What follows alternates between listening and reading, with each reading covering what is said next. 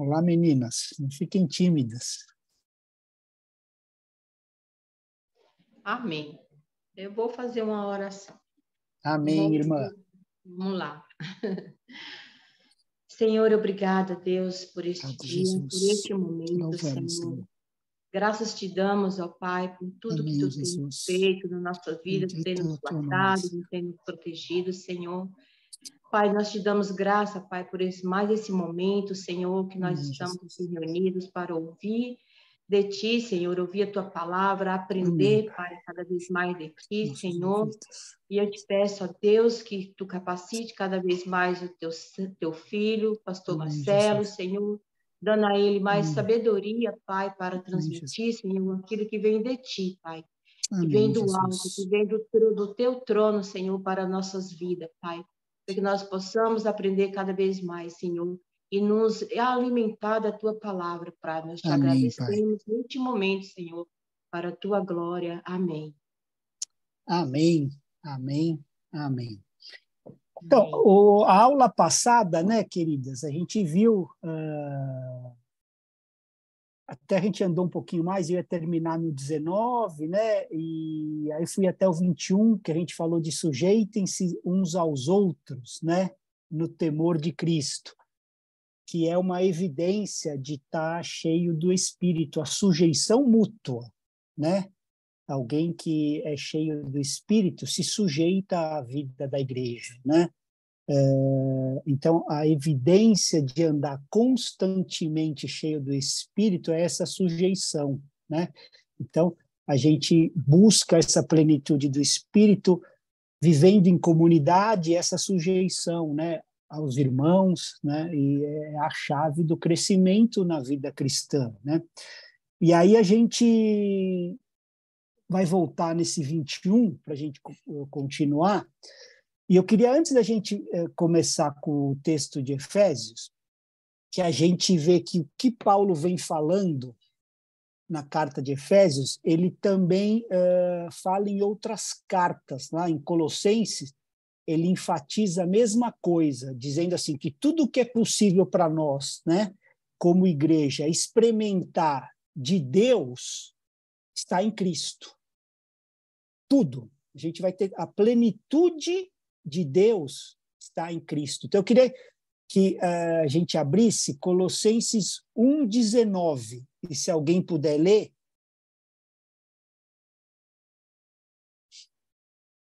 Colossenses 1, verso 19. Isso é isso mesmo.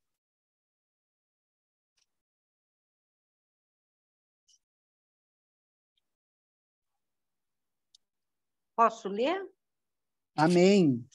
Pode ler 1:19. 1:19. Pois foi do agrado do Pai que toda a plenitude nele habitasse.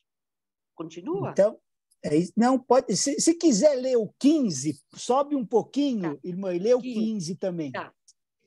A supremacia de Cristo. Ele é a imagem do Deus invisível, o primogênito de toda a criação.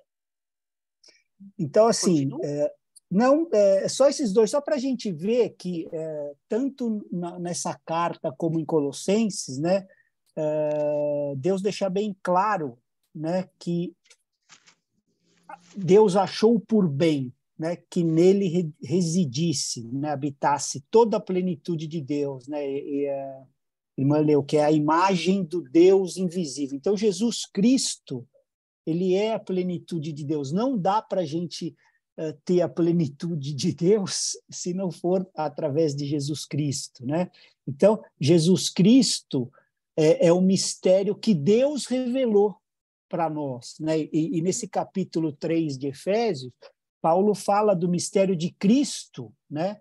Que assim, Cristo é o mistério de Deus.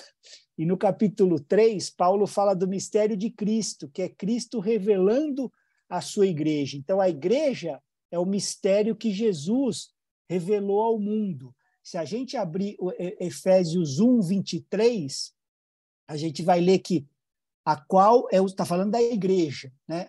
A qual é o seu corpo, o corpo de Cristo, a igreja, né?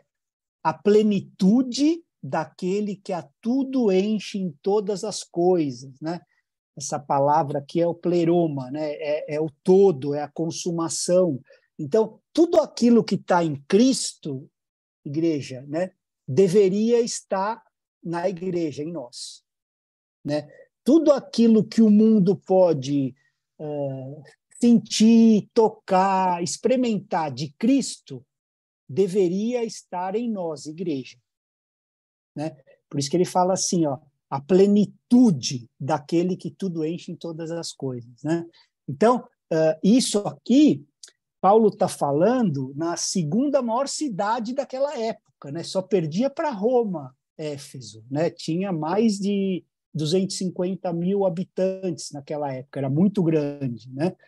E a cultura lá era a mesma cultura de Roma, né? Na verdade, era uma cultura greco-romana, né? Porque o pensamento vem da linha grega, né?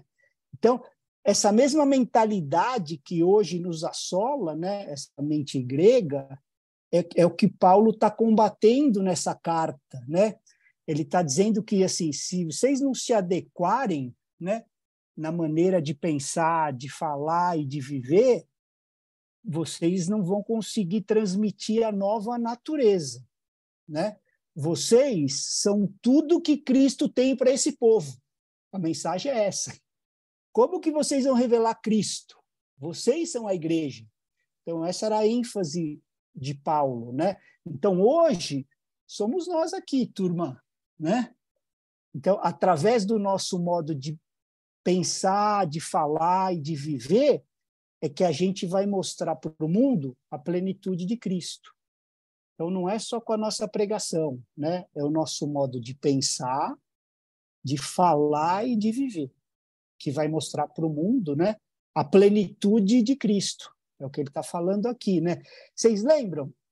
Eu já falei algumas vezes aqui, né, do Shema, padrão de pensamento modela, né, o comportamento. Eu não lembro se é o 6,18 ou 6,8, mas fala só, vai colocar, né, sinal na tua mão e na tua testa, né, na fronte. Então, pensamento modelando, né, o comportamento, né? E Paulo está trabalhando nisso. Se a gente mantiver a mesma mentalidade, a gente vai estar fazendo a mesma coisa, vai agir dessa mesma maneira em nosso casamento, em nosso trabalho, em todos os nossos relacionamentos, né? Por isso a necessidade da gente mergulhar mesmo nas Escrituras, né? Nós não precisamos, nós não só desejamos, nós precisamos, né? É só nela que a gente encontra como é que é o comportamento dos santos, né, que Paulo está falando. Então, isso é que ele está falando, e aí ele vai começar a falar nisso a respeito do matrimônio. Ó, tem alguém batendo na porta para entrar aí, mulher. Você abre lá? Eu não vi quem era. Mas antes de entrar no matrimônio, olha o que Paulo disse, né? No verso 18, Efésios 5, 18. Isso é importante, né? Porque sem isso a gente não vai conseguir acessar, né? É assim, enchei-vos do Espírito. Isso vem antes, né? Até da sujeição mútua, né? Ó, então, constantemente a gente precisa buscar como igreja, né? Estar cheio do Espírito, né?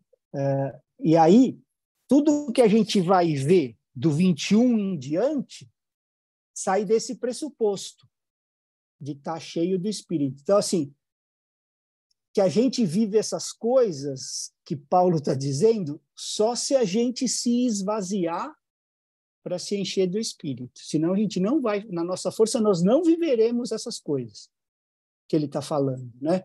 E aí eu queria que alguém se voluntariasse para ler o texto para a gente, de Efésios 5, do 21 até o 33, só para a gente se situar. Amém. Vamos lá. Até o 33, né? Até o 33, Gilma, que é o último. Sujeitando-vos uns aos outros no temor de Cristo. As mulheres sejam submissas ao seu próprio marido, como ao Senhor.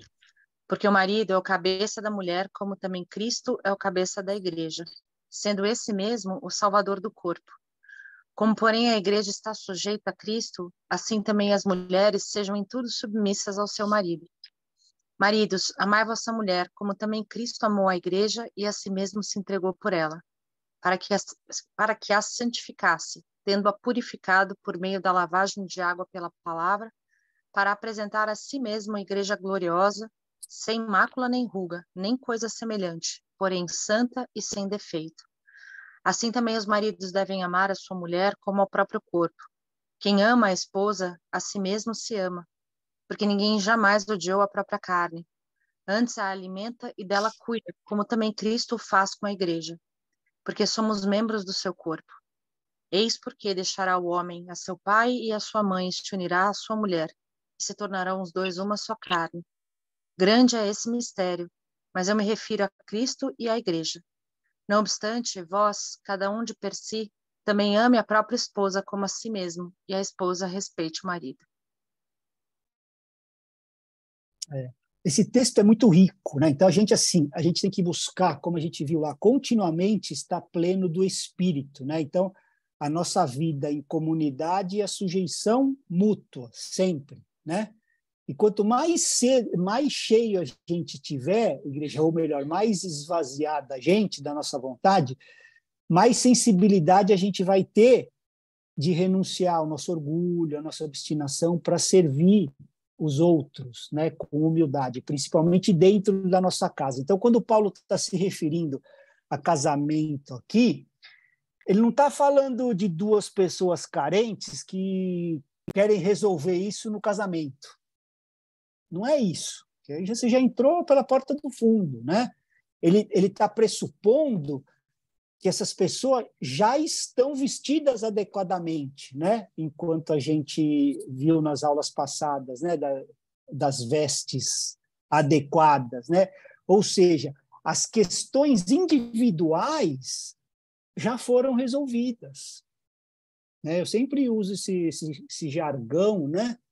Se você quer ter um bom casal, um bom par, primeiro você tem que ser um bom ímpar, né? Senão você vai arrumar um BO para outra pessoa, né? Então, assim, ele está pressupondo disso, ó, já resolvi as coisas. No 21, ó, sujeitem-se uns aos outros no temor de Cristo, né? Então, em todas as áreas, as questões familiares, né, na nossa vida, comunidade, a gente precisa entender isso, né? Sujeição uns aos outros no temor de Cristo. Então, a grande questão para a gente sobre essa sujeição mútua é que dentro do matrimônio o marido também se sujeita. A sujeição é mútua, né? Então, essa sujeição uns aos outros não tira o marido. Ele também está no uns e nos outros, né? E vem antes, né? Então, da mesma maneira que a gente precisa ensinar os nossos filhos, né, no caminho que eles devem andar, né, os nossos filhos precisam aprender essa sujeição aos pais, né, que é o honrar pai e mãe, né? Isso aí de forma voluntária, né? Sujeite-se uns aos outros no temor de Cristo, não é no temor do pai. É uma forma voluntária, né? Na reverência, no temor de Cristo, eu me sujeito, né? Então eu honro meu pai e minha mãe, né? Então a maneira da nossa sujeição se refere ao nosso temor a Cristo, né? O problema é que a nossa sociedade pós-moderna, né, não compreende o que é sujeição, né? A palavra sujeição quer dizer que a gente é servo dos outros, que a gente fecha os olhos e faz tudo que os outros falarem, obedece tudo que os outros mandam, né? Não tem nada disso, não é com conotação de inferioridade, né? Todos nós temos dignidade diante de Deus e diante do próximo, né? Então, alguém não é imagem e semelhança de Deus? O que nós temos de diferente são os papéis. E isso é que é difícil das pessoas entenderem com essa nossa cultura, né? Essa mentalidade grega que a gente tem. Então, todos devemos nos sujeitar, mas a autoridade de uma pessoa nunca é ilimitada.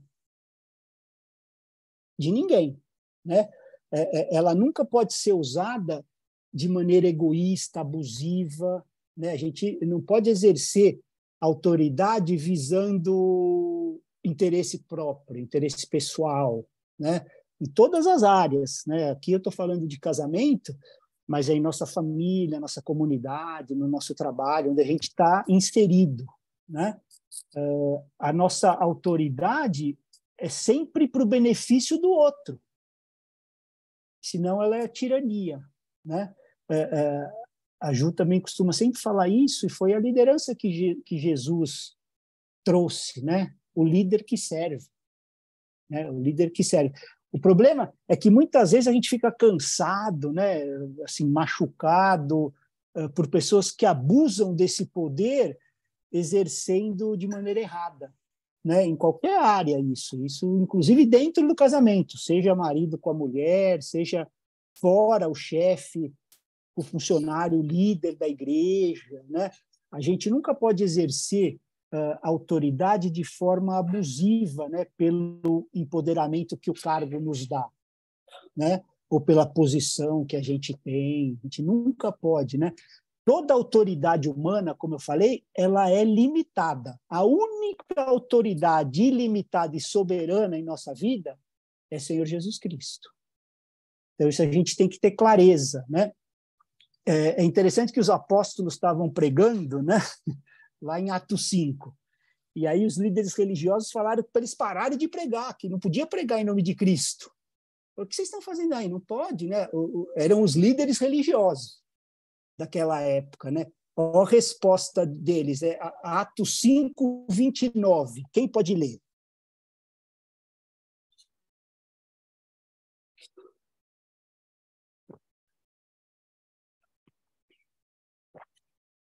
Eu posso, Mar. Vamos Amém. lá. Então, Pedro e os demais apóstolos afirmaram: antes importa obedecer a Deus do que aos homens. Tá vendo? Então, assim, mesmo os líderes, né, pedindo para eles pararem, olha a resposta aqui, né? Então, todo homem tem um limite de autoridade, e quando ele só olha para os seus próprios interesses, ele quebra esse limite.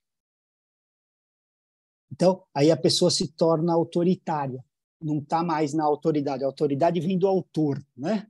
E aí ele entra no autoritarismo. Então, nesse caso, biblicamente, a gente sai da sujeição. Importante é obedecer a Deus que aos homens. Entendeu? Em João 13, a gente vê Jesus, né?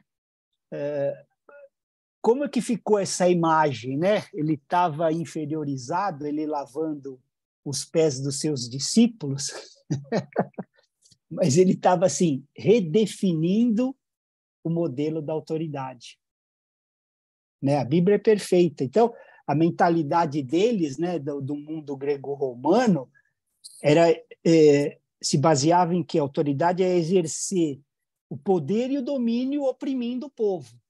Era assim que eles tinham autoridade, né? E aí Jesus vem quebrando essa mentalidade, mostrando que aquele que tem autoridade sobre o outro é o que serve o outro, né? E Mateus 20, 25. Vamos ler esse texto, né? A gente está numa escola mesmo, vamos... Mateus 20, 25 até o 28. Se alguém puder ler, aí a gente volta para Efésios. Agora eu leio. Amém, Fabi. Mateus 20, 25 até o? Até o 28. Tá. Jesus os chamou e disse: vocês sabem que os governantes das nações as dominam, e as pessoas importantes exercem poder sobre elas. Não será assim entre vocês. Ao contrário, quem quiser tornar-se importante entre vocês deverá ser servo, e quem quiser ser o primeiro deverá ser escravo, como o filho do homem que não veio para ser servido, mas para servir e dar a sua vida em resgate por muitos. Então, a gente não precisaria nem explicar, né? É só ler o texto, ó. Mas entre vocês não é assim, né? Os dominadores desse povo vão exercer autoridade, né? Mas entre vocês não é assim, pelo contrário, né? Se coloquem a serviço, né, dos outros e dá o exemplo dele mesmo, né? Ó, quem quiser ser o primeiro é o que sirva mais, né? E aí fala, como filho do homem. Então, ele quebra, né, esse conceito greco-romano da autoridade, né? E aí vamos voltar para Efésios 5:22, que a Ju leu para a gente, ó. Esposas, que cada uma de vocês se sujeite ao seu próprio marido como ao Senhor, né?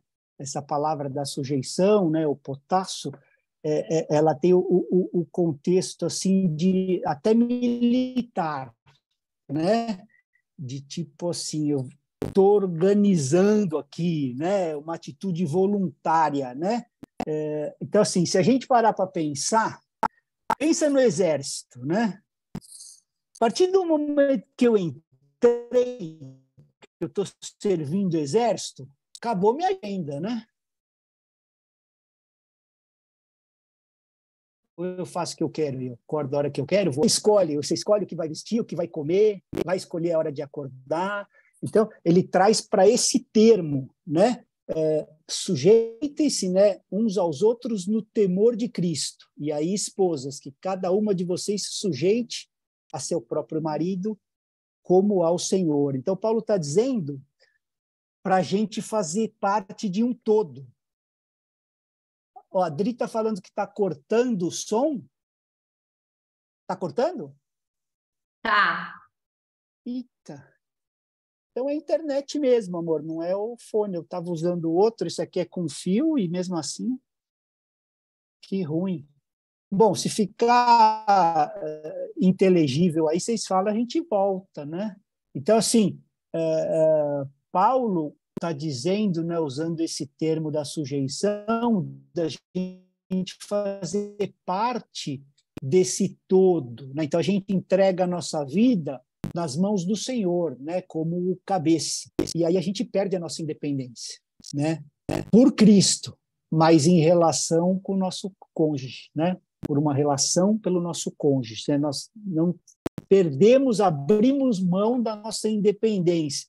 Ele está dizendo, né, que a gente faz parte de algo, de um todo, né, que a gente tem uma unidade maior, né? Igreja, o corpo e o matrimônio, né? Então, para isso, a gente tem que renunciar à nossa independência, não é só a nossa vontade, né? E mulheres, né, fala, vivam para os seus maridos como vocês vivem para Cristo. Então, a verdadeira questão sobre a sujeição, né, agora eu vou fazer uma pergunta para as mulheres, né? É assim, como vocês vivem para Cristo? Que seria nessa sujeição, né? É dessa maneira que as mulheres deveriam viver para o seu marido. Não teria tanta dificuldade na sujeição, né? E à medida que a esposa se sujeita ao marido, o que acontece? Qual que é o plano, né? Porque a perfeição desse plano, ela capacita o marido para que ele se torne plenamente quem ele é, conforme a sua nova natureza. Ó a responsabilidade, né? Então, quando as mulheres se sujeitam aos maridos no temor do Senhor, ela estabelece sobre o marido aquilo que ele é em Cristo Jesus. O projeto inicial, né? Jesus Cristo, o cabeça. Então, vocês tornam cada vez mais eles pleno de quem eles são em Cristo Jesus, né? Estabelece o chamado da vocação, né? Então, quem não gostaria, né, que o marido tivesse cada vez mais parecido com Cristo? Qual é a parte que eu posso cooperar? Sujeitando-se a ele, né? Então, as exortações de Paulo para cada cônjuge, né, tem uma forma distinta, mas cada cônjuge, né, tanto o marido como esposa, é chamado a fazer sacrifício, uns pelos outros, né? Então, de uma forma mais abrangente, ele está convidando assim, parem de viver para vocês mesmos. Está falando para nós, maridos, e está falando para vocês, esposas, né? A gente precisa ter uma vida de sacrifício constante um pelo outro, né? Que é como ele chamou a servir. O maior é o que vai servir mais, né? Sacrifício. Muito mais dentro da aliança do casamento, né? É isso que Paulo enfatiza nesse versículo, né? Entendendo esse conceito, a nossa sujeição à autoridade constituída estabelece sobre ela aquilo que ela é em Cristo, né?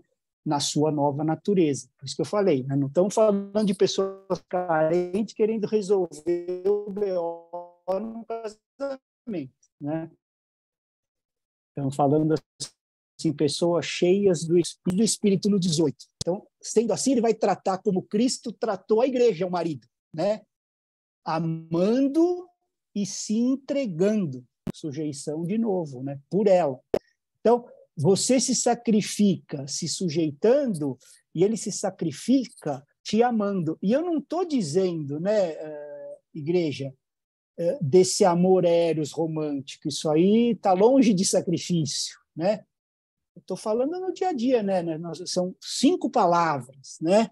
Desse amor, né? Então, ele se sacrifica com amor sacrificial, amando com sacrifício, né? Então, o que acontece quando a mulher inverte esse papel de cabeça, né? Sai do foco, sai do plano.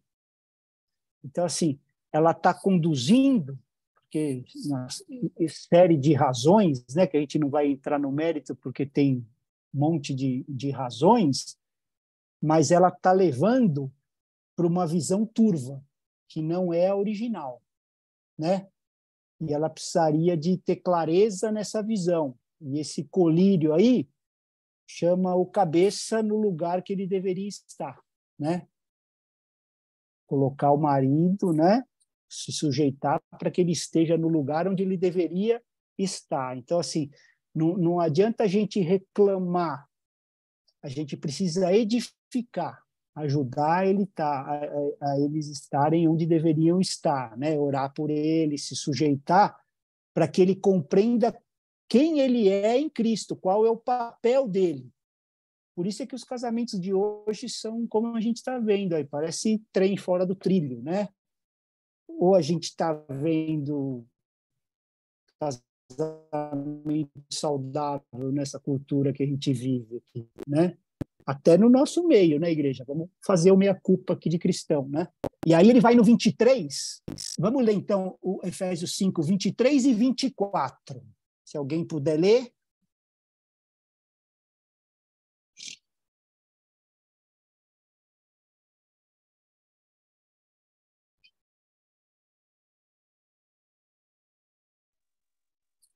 De novo, então. Alguém vai? Vai lá, amém? Eu... Ajuda nós. Porque o marido é o cabeça da mulher, como também Cristo é o cabeça da igreja, sendo esse mesmo o salvador do corpo. Como, porém, a igreja está sujeita a Cristo, assim também as mulheres sejam em tudo submissas ao seu marido. Vai mais? Então, Paulo está dizendo que não só isso mesmo, que a relação de Jesus com a igreja é uma relação de aliança, né? Não é uma relação de consumo. A gente não usa o nosso cônjuge, né, para atender às nossas necessidades, né, como se fosse um produto, né? Então, Jesus vem confrontando essa cultura de consumo, né, que já tinha naquela época e hoje está reverberado, né? Ele veio para dizer, né, imagina naquela cultura ainda, né, também que as mulheres eram muito menos respeitadas, né? Ele está dizendo aqui assim, ó, a mulher precisa ser amada, respeitada, honrada e santificada no seu casamento, porque ele diz assim, Jesus salvou o seu corpo através do quê, né? O corpo é a igreja, através do casamento. Então assim, como que ele salvou a igreja, salvou o corpo através do casamento? Se entregando, morrendo por ela, né? Se sacrificando por ela. É assim que ele salvou, né? Ele está falando, ó, salvou o seu corpo. Então, como que a gente pode ser esse exemplo? Como que a gente pode mostrar isso nessa sociedade doente, né? Lembra que a gente leu agora no início da aula? Onde é que está a plenitude de Cristo? Na igreja. E por que as pessoas estão fugindo da igreja? O que a igreja está mostrando? Né? Então, assim, tudo que o mundo pode tocar, sentir, experimentar de Cristo tem que estar revelado na igreja. Esse é o nosso encargo. Né? Então, a gente tem que ser exemplo do casamento de Cristo, porque esse casamento, né, foi estabelecido lá antes da criação do mundo, né? Mas o que a gente está mostrando para o mundo, igreja, né? Vou me divorciar por incompatibilidade de gênero. Não pensa como eu penso. Eu tenho o direito de ser feliz. Marido com esposa com 50, você troca por uma de 30, 20. Cara, a gente está vendo essas coisas. Parece que não entenderam nada, né? Então, a liderança de Cristo é sempre expressa no meio de cuidado, não de controle, né? Então, essa submissão é uma obrigação universal de todo cristão, né? Tanto para o marido, verso 21, tanto para a esposa, verso 22, né? Com essa liderança bíblica desse mesmo jeito, servindo uns aos outros, né? Então, a submissão da esposa é para um marido que ame ela desse jeito que Cristo está falando, né? Como ele amou, não de um tirano, não é aquele que governa através da injustiça, da opressão, da crueldade, não é isso, né? Se o seu marido estiver governando dessa maneira, né, desonrando a liderança bíblica, biblicamente você está livre dessa sujeição diante do Senhor. Tem que procurar ajuda mesmo numa igreja. Se o cara for um tirano, violento, tem que chegar aí para os pastores, os anciãos, chamar, ó, está acontecendo isso, e se a igreja for bíblica, tem que chamar esse cara para se aprumar. É isso que é viver igreja, né? Se tiver sofrendo abuso, né, como a gente já teve histórias no passado, né, tanto físico como psicológico, né, aí acabou a sujeição. Estão entendendo? Que aí vai para aquele texto que a gente leu, melhor obedecer a Deus do que ao homem, né? Então, sujeição convém antes que a gente se sujeite a Cristo, né? Então, os homens também precisam entender isso, né? E serem homens de verdade, né? Exemplos bíblicos, né? Para esse mundo, amando a esposa como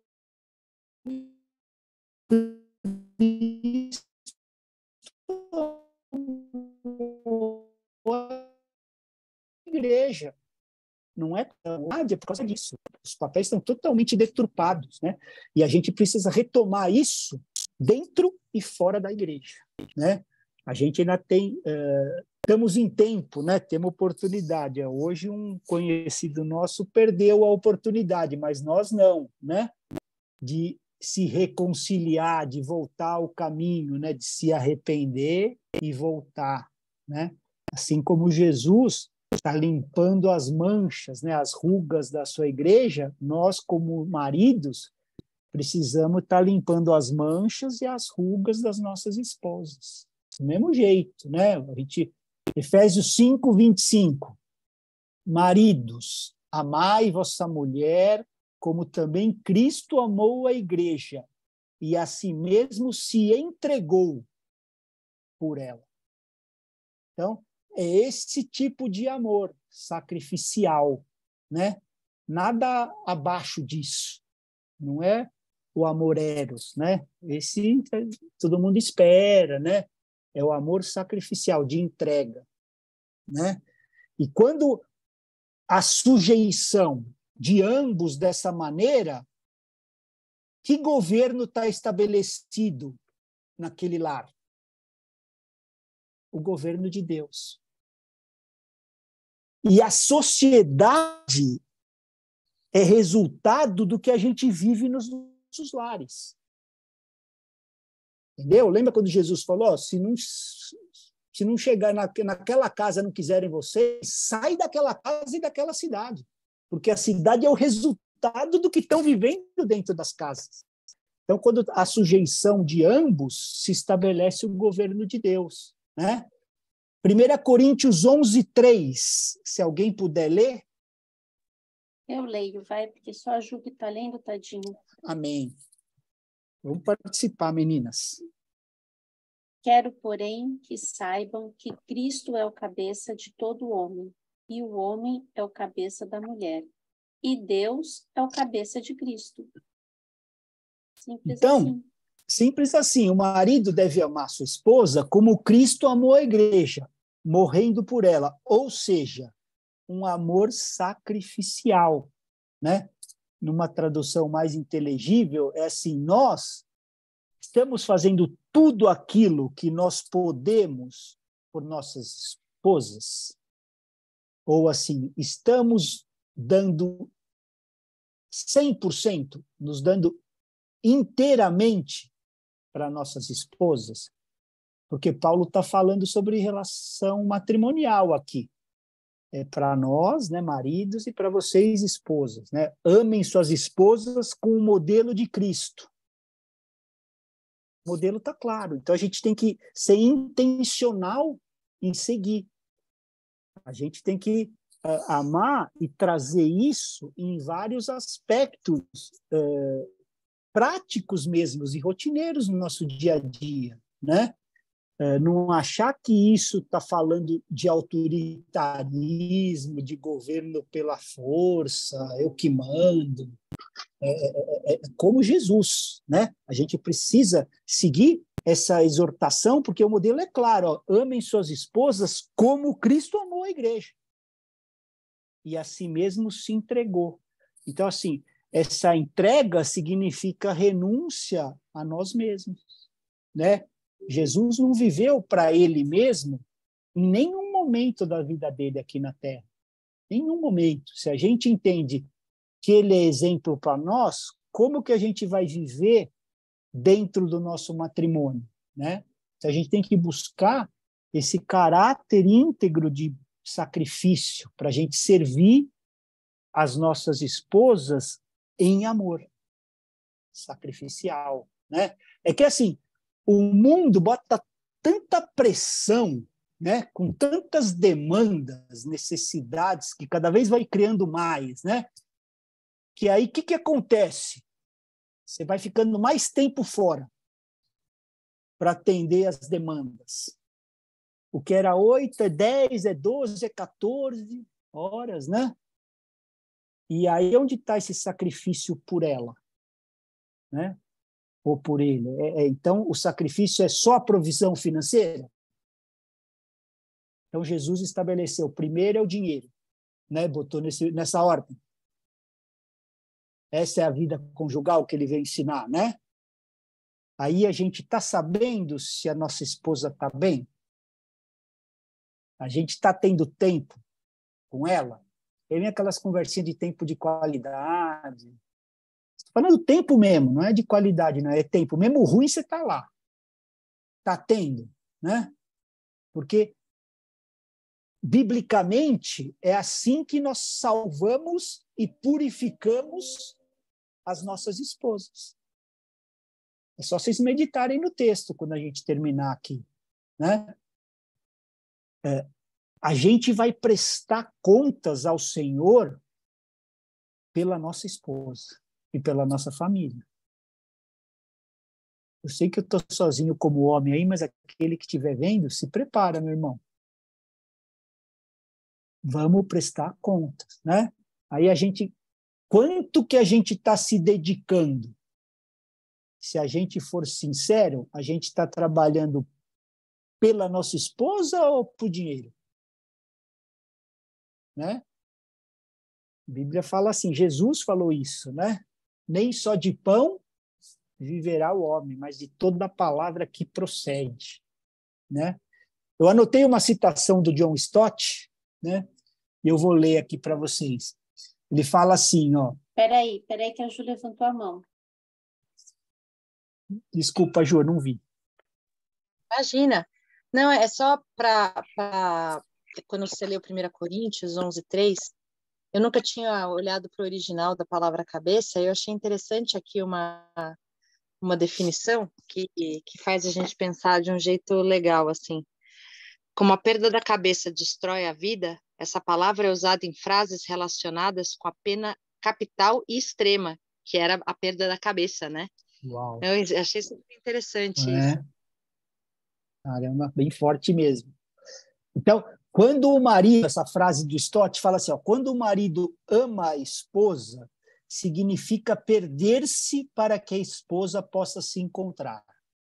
Essa é a essência do relacionamento conjugal, pois à medida que o marido ama a esposa como Cristo amou a igreja e se entregou por ela, ela a capacita para que ela se torne plenamente quem ela é em sua nova natureza. Então, nós também capacitamos as nossas esposas para se tornarem plenamente quem elas são na nova natureza delas. Ou seja, com Deus, é perder para ganhar. Entendeu? O amor do marido é um outro aspecto da sujeição, porque é um amor de entrega. E a sujeição da esposa é um outro aspecto do amor. Então, o que significa se sujeitar se a gente não se entrega? E o que significa amar se a gente não se entrega? Né? São dois aspectos da mesma coisa. A maneira que a mulher se sujeita é uma maneira de amar o marido, porque a sujeição pressupõe o amor. E a maneira que o marido ama a esposa, cuidando e servindo a esposa, é também sujeição. Então, estão sempre conectados. Amor e sujeição, né? De novo, né, igreja, não pessoas carentes, né, querendo arrumar a situação no casamento. Pessoas cheias do Espírito, porque a igreja do Senhor é formada por pessoas, pedras vivas, né, templos do Espírito Santo. Então nós já estamos falando de igreja aqui, né? E aí Efésios 5:26. Vamos ler o 26 e o 27, se alguém puder ler. Eu leio 5:27. 26 e 27. Tá, 26. Para a santificar, purificando-a com a lavagem da água pela palavra, a fim de apresentá-la a si mesmo, igreja gloriosa, sem mácula, nem ruga, nem uma coisa semelhante, mas santa e irrepreensível. Então, ele está falando disso dentro do casamento. Então, como que a gente desenvolve esse compromisso? Olha a responsabilidade. Apresentar sem mancha, sem ruga, santa e gloriosa, né? Quem tem que santificar a esposa dentro do matrimônio? É o marido, né? Então, a gente só santifica a nossa esposa dentro do matrimônio, né? Então, a santificação, orar por ela, ministrar o coração, a palavra, dedicar tempo, né? Se importar com ela, não é só suprir necessidades, né? Eu vou dar outra citação de John Stott para a gente ir caminhando para o final. Diz assim, ó: Cristo não morreu pelo mundo, mas pela igreja, que é a sua esposa. Ele foi ferido, sangrou, foi brutalmente castigado, renunciando à sua vida para atraí-la e tratá-la com o devido respeito que ela merece. Igreja gloriosa, sem mancha, nem ruga ou coisa semelhante, mas santa e inculpável. Então, Jesus Cristo deixou a sua esposa pura, santa e inculpável, morrendo por ela. Então, foi a morte de Cristo, a entrega, né, que purificou essa igreja. E aí ele vai para o 28, né? Efésios 5, 28. Assim também, o marido deve amar a sua esposa como ama o próprio corpo. Quem ama a esposa, ama a si mesmo. Ou esse relacionamento não nos faz uma só carne. Se eu firo a minha esposa, quem que eu estou ferindo? Né? Então, Paulo está trazendo o entendimento para a gente, assim, como a gente cuida do nosso corpo, ou melhor, como a gente cuida de nós mesmos, a gente cuida da nossa esposa. Então, assim, quem que deve orar pela nossa esposa? É o pastor? Não, é o marido. É o marido, que é o pastor da esposa. Quem deve orar pelos filhos? Né? Isso é que é exercer autoridade, não é autoritarismo. Mas é que, por exercerem de maneira errada, né, fica essa confusão. Né?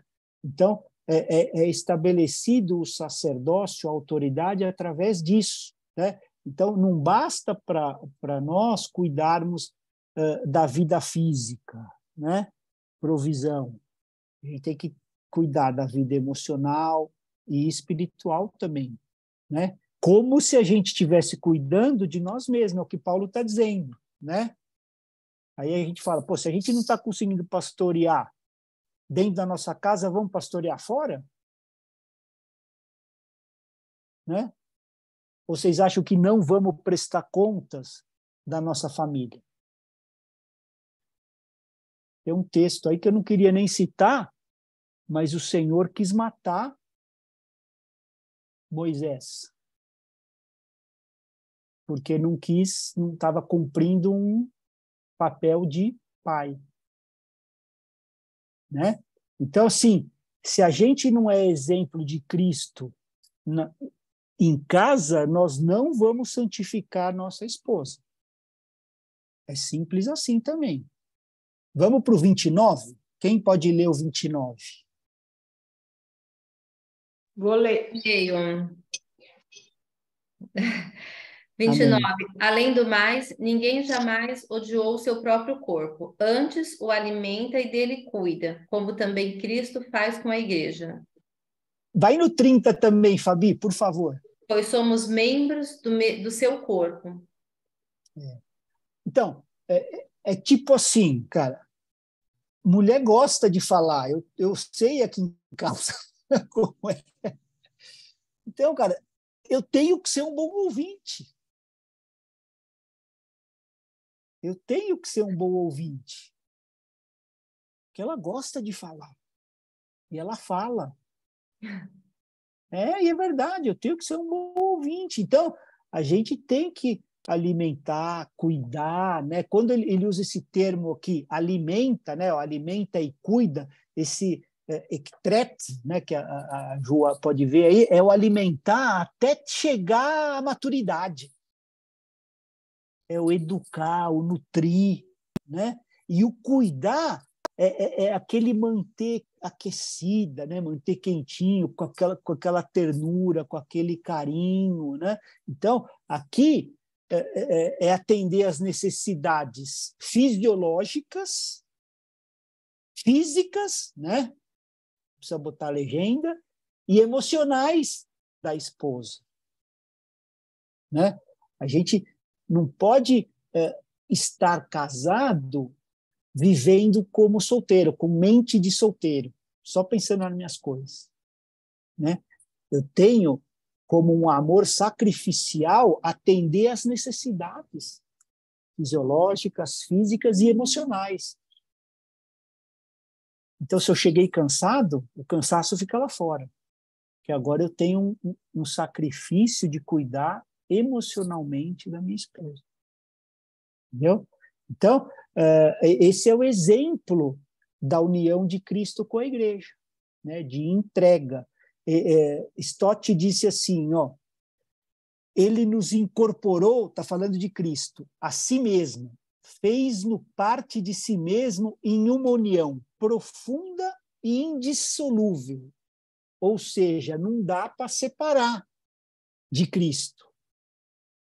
Ele nos incorporou, né? Nos tornou um com ele. Então, da mesma maneira, a gente é incorporado com as nossas esposas.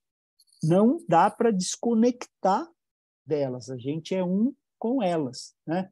Então, a gente tem que entender que a mesma união que ele está falando nesse capítulo, né, dele com a igreja, é a nossa com a nossa esposa. Ela é profunda e indissolúvel, né? Mesma união. Aí, por essa razão, ele entra no 31. Quem pode ler? Efésios 5, 31.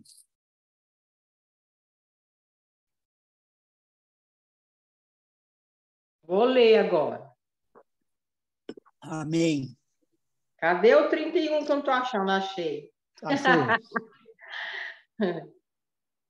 Eis porque o homem deixará o seu pai e a sua mãe e se unirá à sua mulher, tornando-se só dois, uma só carne.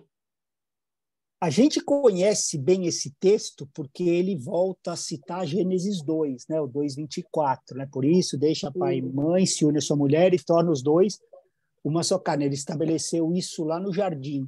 Aí ele entra no 32 falando assim, ó, grande é esse mistério, mas eu me refiro a Cristo e à igreja. Então, Paulo está explicando o porquê a igreja é um mistério profundo de Cristo, né?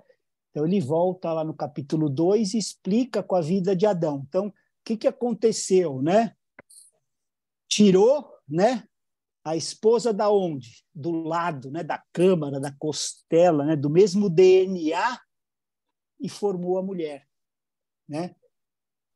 E Jesus, né, deixará, né, a sua casa. Jesus deixou a sua casa, veio para a terra, se tornou, né, um de nós, nasceu, cresceu, se tornou um homem adulto, foi crucificado.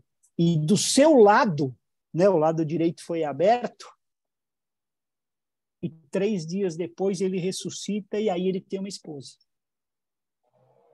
Aí ele tem uma noiva, né, o mistério de Cristo, né? Ele ainda disse, grande é esse mistério, né? Eu não vou entrar muito nisso, a gente tem um módulo na Escola da Bíblia que fala muito disso, né, da noiva, mas nós não vamos entrar nisso para a gente não terminar. E nem vamos conseguir, né, porque isso são muitas aulas só para falar disso.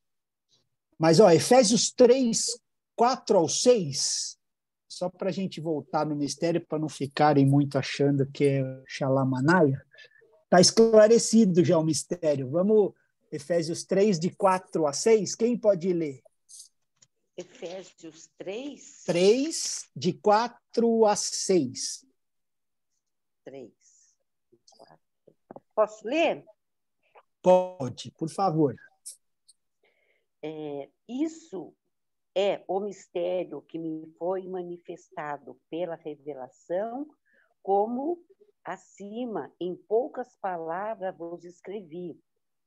Quando lerdes o que escrevi, podereis perceber a minha compreensão do mistério de Cristo, o qual, em outras gerações, não foi manifestado aos filhos dos homens, como agora foi revelado pelo Espírito aos seus santos apóstolos e profetas. O mistério é que os gentios são co-herdeiros e membros do mesmo corpo e co-participantes da promessa em Cristo Jesus, pelo Evangelho. Então, não existe, né, essa conversinha de teologia substitutiva, né? O que ele está falando aqui é que em Cristo Jesus, né, por meio do Evangelho, nós também somos co-herdeiros, membros do mesmo corpo com os judeus, né? Então, assim, um só corpo, né? Uma igreja. E aí ele vai para o Efésios 5:33, para a gente terminar. Ó.